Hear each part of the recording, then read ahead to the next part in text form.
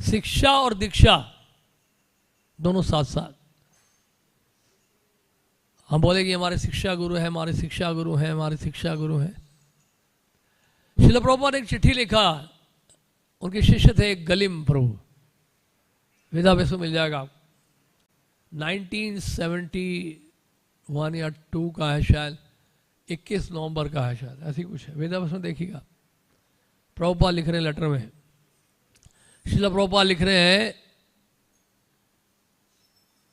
कि आपके दीक्षा गुरु केवल एक ही हो सकते हैं, शिक्षा गुरु कई हो सकते हैं। लेकिन प्रभुपाद एक बात और लिख रहे हैं, शिक्षा गुरु वही है आपके लिए जो दीक्षा गुरु की बातों को दोहराए।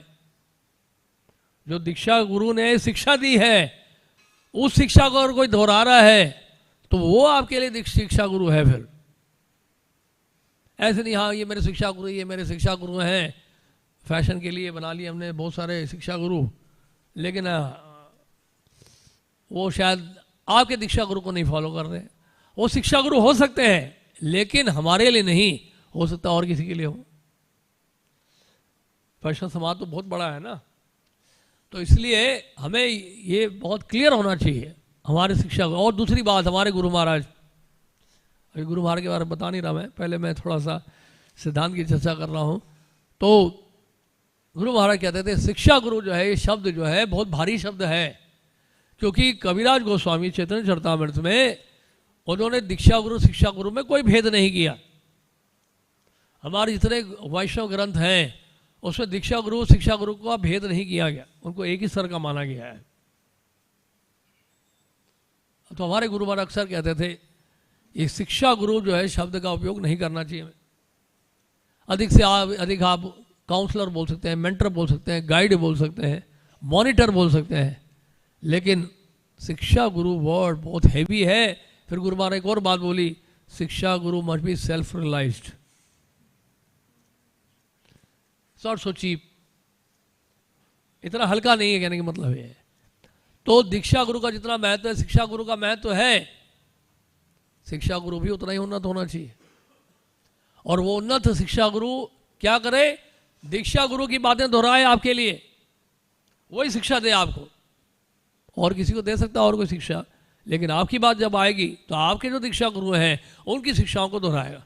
और दूसरी बात क्या है, ऐसा ना सोचे इनसे दीक्षा हो गई है, ये शिक्षा नहीं देते हैं, केवल दीक्षा ही देते हैं। क्योंकि आश्रय का मतलब क्या हुआ, पहले हमने आश्रय शब्द का उपयोग किया था। आश्रय का मतलब यह है जिनसे हम दीक्षा लेना चाह रहे हैं उनकी शिक्षाओं को स्वीकार करते हैं। तो दीक्षा गुरु भी शिक्षा देते हैं, ऐसा नहीं कि दीक्षा गुरु दीक्षा ही दे रहे हैं केवल, शिक्षा और कहीं जाकर मिलेगा हमें। अपने समय में प्रभुपाद जी दीक्षा गुरु भी थे, शिक्षा गुरु भी थे। तो ये पहले स्पष्ट होना चाहिए।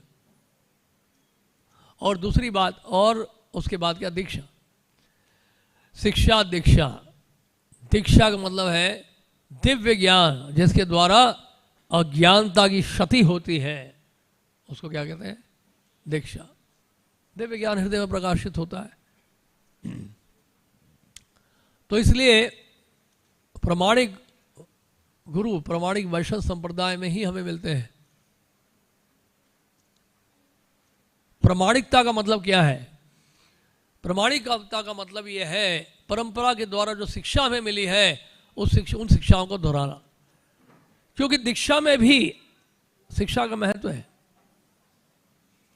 दीक्षा गुरु से भी संबंध तब तक बना रहता है जब तक हम उनकी शिक्षाओं को स्वीकार करते रहे और उस पर अमल करते रहे, तब तो हमारा संबंध बना रहेगा उनके साथ।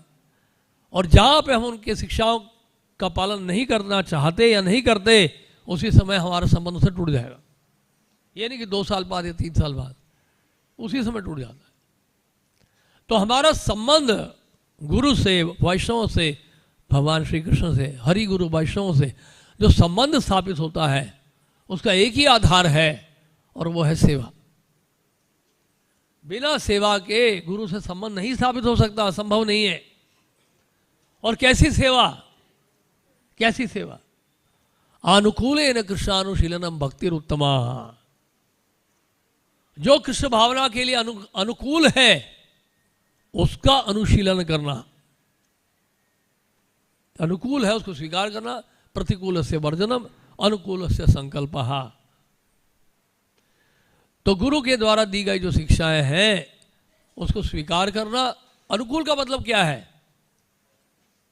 अनुकूल का मतलब क्या है? जो गुरु की इच्छा है वो मेरी इच्छा है।